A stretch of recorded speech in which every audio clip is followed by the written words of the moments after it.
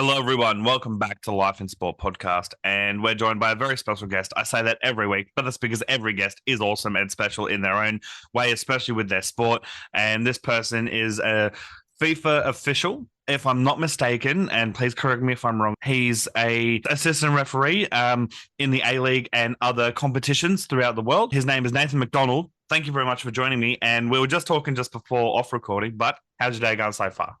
Yeah, it's good. Just looking at the rain and wondering whether I'll be training tonight. So we'll see how it goes. And what better way to start the conversation and questions? Because you just mentioned training. What goes into a training regime of a FIFA official, basically? So it's developed over the years that I've been involved. At the moment, Football Australia have a trainer that they employ to send out programs for referees. Okay.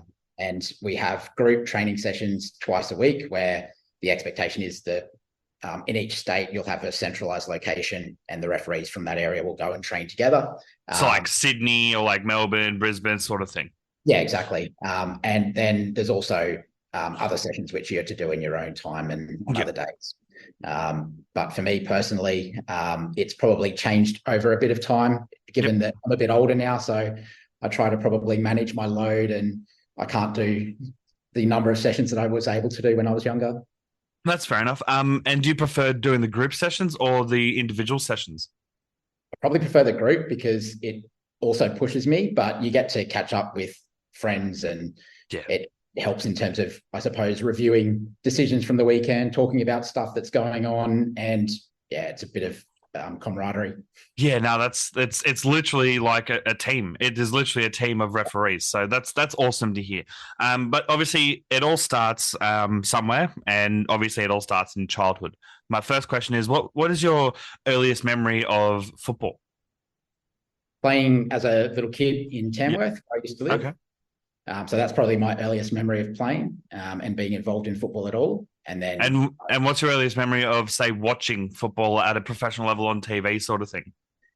I probably didn't watch a lot of football as I was growing up. My dad was more into watching rugby league, so okay.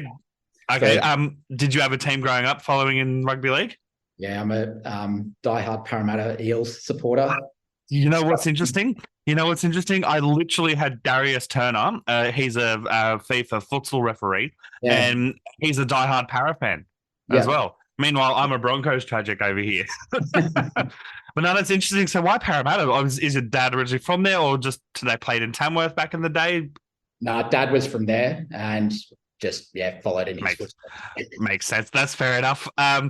So obviously back to your earliest memory of football. What would be the standout earliest memory as well in particular? Is there a game in particular or like a moment sort of thing? Not really. I think when I started to referee, I was about 12 years of age. And I remember my dad refereed and at that point I was living in Grafton. And we would go out. I'd go with him when he was refereeing and go and watch and sometimes end up doing a line for him as an assistant. So that probably stands out as a bit of time in terms of going out into different areas around northern New South Wales, seeing him referee. That's pretty great exposure because it would have been multiple different leagues and watching how for lack of a better term, the mechanics of it work at such a young age as well. That's incredible because not a lot of kids do that. A lot of them start refereeing and that's it. They just ref their local league, then they go up a grade, etc. But they don't go to different leagues. Like you said, there was Tamworth and then there was Grafton, and they would be chalk and cheese in comparison when it comes to leagues and whatnot. And obviously, my question that I'm about to ask kind of has been answered itself, but did you ever play football as well or just solely officiate? And so therefore you've already answered that, but I'm going to switch that question and say, at what point did you decide to give up playing football and focus solely on officiating? It was probably when I was about 17 that refereeing became number one. I still occasionally played socially, just indoor soccer or futsal, but I stopped playing outdoor, and it was probably down to I saw that I could get further as a referee than I ever would as a player. And it made the decision fairly easy. Yeah, no, that's fair. That's honestly, I don't blame you. And also, I mean, then you could still be involved at the top level of football, which is a great decision. And obviously, my next question, pardon me, was kind of answered just then, but in a different way. So, instead of at what point did you realize your potential to go and potentially be a professional referee? I would say, because obviously you just covered that at the age of 16, 17, but what made you realize that sort of thing? I think it was in the first probably few years of becoming 18 and being able to travel, drive myself to different games, get to the training that we had as referees in Brisbane, and then starting to get selected to go to tournaments. We used to have state titles at different age groups through Queensland. They don't have that now, but there's still some tournaments. But when I started to get selected for a few of those, I thought maybe there's a chance. And then I started to do, I think it was the old National Youth League, which was underneath NSL when it was the NSL. Yep. And I thought I was a chance then. Then everything changed and the NSL became the A-League, and then there was the NPL. Yep. Yeah. So, yeah, it was probably around about that time where I thought it was a possibility, but it still took me a long time to get onto the A-League. I didn't get on until I was about 28, I think. Okay. So, yeah. Wow. Well, that's incredible, because you've now, this actually segues perfectly into the next question / topic, which is you've now been an official for over 190 professional matches. That's including like tournaments and A-League, etc. And I think, first of all, that is an incredible achievement. And first of all, did you ever think you'd make that type of milestone, like 150, 190 matches? And do you ever have like pinch yourself moments in matches where you're like, I'm still doing this? Like, wow, who would have thought, sort of thing? Yeah, I never thought I would do any of those things. I've had some wonderful experiences and refereed in some large crowds, refereed some really impressive teams, and it's been an amazing journey, and it's coming to an end, but I never thought I would achieve what I have done, and I'm happy with what I've done. Certainly there are moments where I've pinched myself, probably just the big games that you get to do are those types of moments. You sort of have to take a moment before the game and look around and just appreciate that and just take it all in, sort of thing. Once the game starts, it's a bit harder to, but no, that's incredible. And sort of off the back of that answer, I'm going to say or ask, what would be like the 3 biggest moments or highlights of your officiating career so far? You know, like your personal highlights, you could say. Yeah, probably having refereed Liverpool at the MCG. Oh, that would have been great. That was an amazing experience, just with the crowd and the atmosphere. Also managed to do Brazil versus Argentina at the MCG, and that was with a couple of really good mates. So it was and an incredible lineup, I'm sure, for Brazil and Argentina. Yeah, absolutely. Yeah, there was Neymar and Messi. So there was sort of. You're literally walking amongst gods in football. Yeah, absolutely. Wow. But in terms of other games, I've done 3 A-League grand finals, so all those have been amazing experiences and things which, hard to beat. Those types of big pressure games where sort of get that adrenaline rush. Yeah, no, absolutely. Because there you've got to be on literally the top of your game, because every decision matters, basically. Yeah. So not just the on-field ref, but also the linemen, the officials, the VAR, everyone. It's like clockwork. And I don't think enough fans in general give enough credit to the referees. Obviously, they'll be the first to hound the referees when they've made a wrong decision. But I was actually saying to a referee, I think it was Darius the other day, there was a statistic, and now quote me if I'm wrong, anyone in the comments that's listening to this when this is live, but it's like something amongst like professional sports that require referees, such as football, rugby league, etc. There's only 0.05% of a mistake error, like of an error margin for human referees, which given how much can go wrong is an incredible thing, given human error is a thing. So 0.05 out of the entirety of a whole season of a professional sport. I think that speaks volumes to how well trained and how well versed all of you officials and referees in other sports are. How seriously you guys take a job. And I think you guys cop too much flack for it from people such as myself, I don't personally because I know how hard referees cop it, but there'd be some horror stories, I'm sure. We won't go into that until after you've retired. We'll get you on the podcast again and we'll get some horror stories. So what I'm going to ask is, what would be your best interaction with a fan or whatever that you can remember that maybe made your day sort of say personally you were having a shit game mentally and you're like, nah, I'm not having a good game today. But, a fan may have been like, you know what, great job sort of thing. I'm not sure I can remember anything specific from a fan, but I do remember I did make a mistake on a game in Melbourne one time and ended up having a few plastic bottles and things thrown at me. And it was an offside call where it was close. I left my flag down, and I can't remember who scored it. But it ended up in a goal being scored. Ended up in a goal being scored. Okay. But I do remember that shortly after that incident, there was an article written by a journalist who I can't remember his name, but my dad actually sent it to me because I sometimes avoid reading newspapers and things like that. I would too.